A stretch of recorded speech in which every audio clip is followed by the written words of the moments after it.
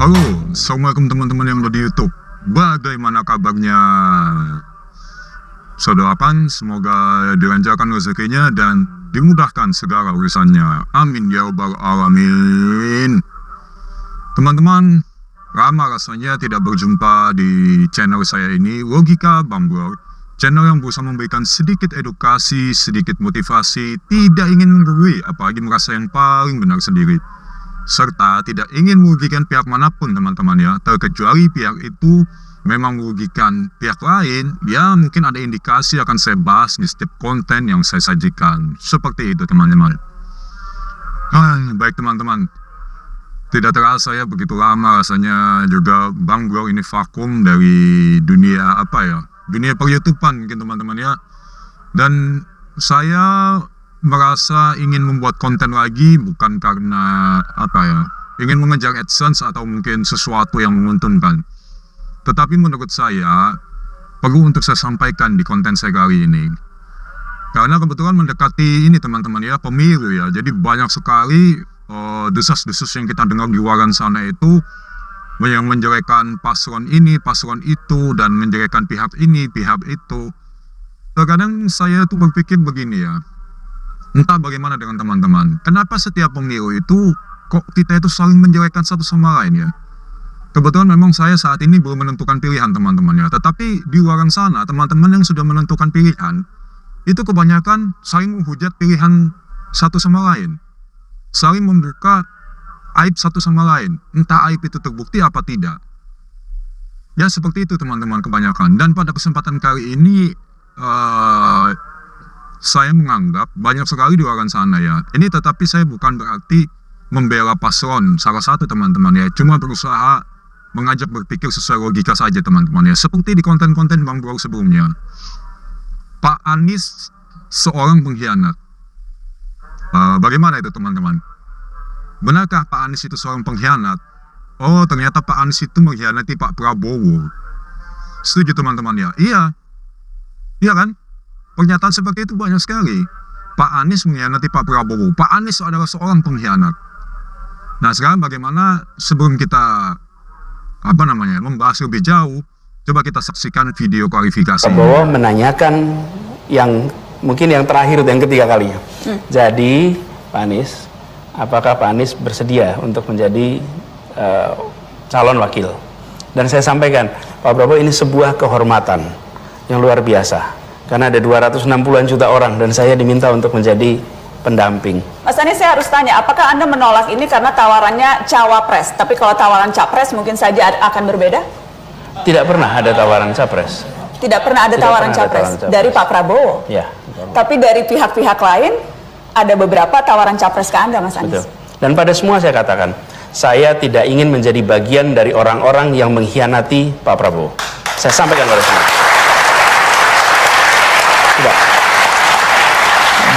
Begitu Pilpres selesai, saya bertemu dengan Pak Prabowo dan saya sampaikan kepada Pak Prabowo, saya sampaikan pertama, mission accomplished. Tugas yang dititipkan kepada saya untuk di Jakarta dari PKS, dari Gerindra telah saya laksanakan dan alhamdulillah mission accomplished. That's report number 1. Laporan nomor kedua, saya katakan Pak Prabowo, Gubernur Jakarta akan selalu dapat perhatian. Aneh kalau kita bilang, oh kaget dapat perhatian. Tidak, Gubernur Jakarta itu selalu dapat perhatian. Karena itu saya sampaikan kepada Pak Prabowo dari sekarang. Ini masih setahun yang lalu. Pak Prabowo, I will not intercept on your candidacy. Saya tidak akan memotong proses pencalonan Pak Prabowo dan proses kampanye Pak Prabowo. Dan komitmen itu saya pegang. Siapapun yang bertemu dengan saya, mendiskusikan soal ini, selalu saya katakan bahwa saya memiliki komitmen dengan Pak Prabowo. Tidak ada yang tahu kecuali saya dan Pak Prabowo. Tidak ada yang tahu. Yang lain dengar ceritanya aja. Jadi Mas Anies, Anda mengiyakan bahwa memang tawaran-tawaran maju itu berdatangan? Berdatangan, tapi saya selalu katakan pada semua, meskipun tidak ada saksi dalam pertemuan itu, tapi kata-kata saya diingat oleh Pak Prabowo dan diketahui tentu oleh banyak orang, bisa saya sampaikan kepada semua, saya pegang itu. Jadi ketika ada yang datang mendiskusikan, saya sampaikan, selama ini ada Pak Prabowo, saya tidak mau memikirkan, not even thinking. Mas, statement itu kemudian disebutkan itu Anda mengkhianati Pak Prabowo, karena tadi Anda menyebutkan selama Pak Prabowo ada dalam pencalonan, kurang lebih gitu Anda tidak akan intercept. Ya. Itu ada timeline waktunya, ada expiration time-nya kah ketika Anda menyebutkan komitmen itu? Iya, kalau ini saya ditawarin makan, nggak mau makan, saya kenyang. Apa kemudian seumur hidup saya kenyang? Ya pada saat ini, saya katakan saya kenyang, itu kira-kira. Ya, analogi aja. Nah, apa yang saya sampaikan pada saat itu tahun 2019. 18, ya? Mas. Oh, 18, maaf, tahun 2018. Nah, pada saat itu saya belum bertugas 1 tahun di Jakarta. Jadi, tadi saya menyebutnya selesai pilpres. Sebetulnya maksudnya selesai pilkada. Selesai pilkada, saya sampaikan Pak Prabowo bahwa saya akan fokus di Jakarta 5 tahun. Jadi, ketika setahun kemudian saya diundang menjadi cawapres, diundang menjadi capres, saya berkatakan tidak. Ketika jadi cawapres, saya bilang sama Pak Prabowo bahwa saya berjanji 5 tahun di Jakarta, dan Pak Prabowo mengatakan itu.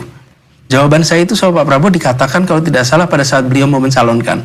Di rekaman yang sama pada malam itu waktu Nana tanya, itu saya ditunjukkan waktu itu rekamannya Pak Prabowo di Masjid Sunda Kelapa pada saat beliau akan maju mendaftar. Saya akan minta produser, boleh tolong produser dicek supaya nanti saya akan bisa kita lihat juga. Boleh diteruskan dulu Mas Anies? Ya, jadi ada di bagian awalnya bahwa Pak Prabowo menyebut Anies berjanji 5 tahun di Jakarta. Dan kemudian itulah yang saya sampaikan bahwa selama 5 tahun saya akan fokus di Jakarta. Saya tidak tahu apa yang terjadi kemudian. Ya inilah yang menjadi komitmen kami. Jadi kami ingin memastikan bahwa apa yang dilakukan oleh semua pendukung untuk kerja di Jakarta jangan ditinggalkan. Dan Pak Prabowo ini akan maju Pilpres tahun 2019. Yang kita semua tahu beliau akan maju. Jadi saya katakan saya tidak akan mengintersep pencalonan Bapak tahun 2019 besok. Selesai. Jadi itu semua sudah ditunaikan. Jadi tidak ada yang dikhianati. Ini adalah satu komitmen menuntaskan kerja di Jakarta, tidak akan belok dari tugas di Jakarta, dan saya tunaikan tugas ini hingga selesai. Saya mau cek, apakah produser Mata Najwa sudah menemukan cuplikan itu? Boleh tolong diputarkan? Sebetulnya kami minta, tadi beliau mengatakan beliau sudah akan sumpah 5 tahun, beliau harus setia kepada sumpahnya kepada rakyat dan sebagainya, ya kan? Ini yang Anda maksud Mas Anies? Ya, jadi ketika kita berbicara itu konteksnya 5 tahun kemarin, bahwa saya berkomitmen untuk di Jakarta, saya tidak akan kemudian mengkhianati komitmen saya. Komitmen saya juga Pak Prabowo, bahwa 5 tahun saya akan di Jakarta, dan itu saya selesaikan. Jadi ini menurut saya agak terlalu jauh kalau kemudian dinyatakan sampai kapanpun tidak akan bersedia dicalonkan. Nah, sekarang juga saya tidak mencalonkan diri. Saya sedang bertugas di Jakarta, dicalonkan oleh partai yang pada saat pilkada juga tidak mendukung saya. Yang mendukung saya adalah PKS. Teman-teman sudah saksikan sedikit cuplikan ya tentang wawancara singkat antara Pak Anies dengan Mbak Najwa Shihab. Di situ kan sudah jelas Pak Anies menjelaskan bahwa tidak akan mengkhianati Pak Prabowo, tetapi nah ini yang terkadang ini tidak disimak ya oleh pendukung-pendukungnya Pak Prabowo. Bukan berarti juga saya mendukung Pak Anies, tidak. Tetapi coba ayo kita berpikir, jejak digital ada teman-teman. Di situ sudah jelas kan disampaikan, saya tidak akan menghalangi Pak Prabowo, saya tidak akan dalam tanda kutip mengkhianati Pak Prabowo dalam kurun waktu ketika Pak Anies itu masih menjabat sebagai gubernur, teman-teman. Nah, ini yang patut diapresiasi sebetulnya. Ayo coba sekarang kita pikir, nanti dari mana? Jangan-jangan nanti di luar sana beredar, ya kan sekarang ngomongnya ini, dulu ngomongnya itu. Ya wajar teman-teman. Pada saat itu kan sudah dijelaskan, ingin menyelesaikan masa jabatan. Apa yang salah dengan itu?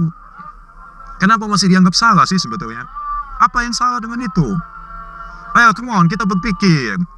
Pak Anies pengkhianat, iya memang pengkhianat. Jika pada masa itu, di tahun 2019, Pak Anies memutuskan untuk menjadi cawapres atau menjadi capres dari kader lain misalnya. Ya, paham ya? Itu baru bisa disematkan kata pengkhianat. Tetapi karena memang beliau menepati ucapannya, ucapan teman-teman ditepati, ingin menyelesaikan masa bakti selama 5 tahun. Mohon maaf, coba dibandingkan dengan gubernur sebelumnya. Ya, mohon maaf ini. Sebelum 5 tahun tiba-tiba, nah begitu. Sudah berganti posisi, berganti jabatan. Sementara Pak Anies tidak ingin ambisius pada saat itu. Bahkan di video yang saya sertakan tadi juga ada kan kutipan Pak Anies mengatakan bahwa saya menolak di tahun 2019 ketika diajak menjadi cawapresnya Pak Prabowo. Dan Pak Prabowo juga ada dalam kutipan video itu, ya, yang disebutkan oleh studio Mata Najwa. Coba teman-teman saksikan, sudah ada di YouTube itu. Bagaimana hal itu masih bisa, ya bagaimana ya, membutakan pandangan orang terhadap hal yang memang sudah dilakukan dengan benar. Ini bukan dalam ranah membela teman-teman, tapi ya ayolah kita jangan selalu membuat gaduh. Sudah cukup. Setiap pemilu, kebanyakan masyarakat kita gaduh. Kita sesama Indonesia. Walaupun kita ada di kota yang berbeda, tetapi saling serang. Oh, pasangan kamu itu seperti ini, pasangan kamu seperti itu. Tidak ada habisnya teman-teman. Padahal tujuannya kan siapapun yang menjadi presiden, harapannya bisa memberikan kebaikan untuk kita semua sebagai rakyat. Kita tidak ingin ya menodai pemilu ini dengan adanya pertengkaran yang berlarut-larut. Sudah cukup, biarkan saja para paslon yang menyampaikan idenya, gagasannya, atau mungkin kritikannya terhadap paslon lain, biarkan. Itu sesuai kapasitas mereka memang. Kapasitas kita ini hanya sebagai rakyat yang mendukung, ya, yang menonton.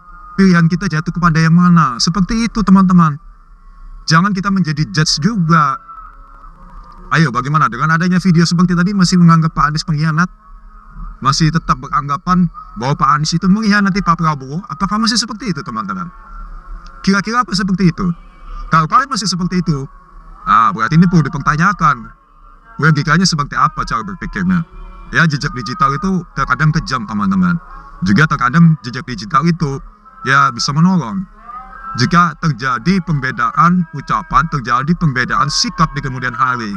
Jika jejak digital tidak dihapus, nah itu akan menjadi pembandingan. Apakah memang orang ini karakternya seperti itu? Apakah orang ini karakternya seperti ini? Selesai. Oke teman-teman, saya rasa cukup sampai di sini. Semoga video yang saya sajikan ini membawa manfaat kepada teman-teman logika gambler di luar sana. Ya, saya ucapkan terima kasih kepada teman-teman yang sudah bersedia menyaksikan video ini dari awal hingga akhir. Semoga kuota yang kalian gunakan, kuota di kafe-kafe, kuota di tempat kalian nongkrong, kuota di warung kopi, dan di kuota provider yang kalian gunakan selalu senantiasa membawa kebaikan untuk saya pribadi dan juga kepada teman-teman logika gambler tentunya. Saya pamit untuk diri dulu. Assalamualaikum warahmatullahi wabarakatuh.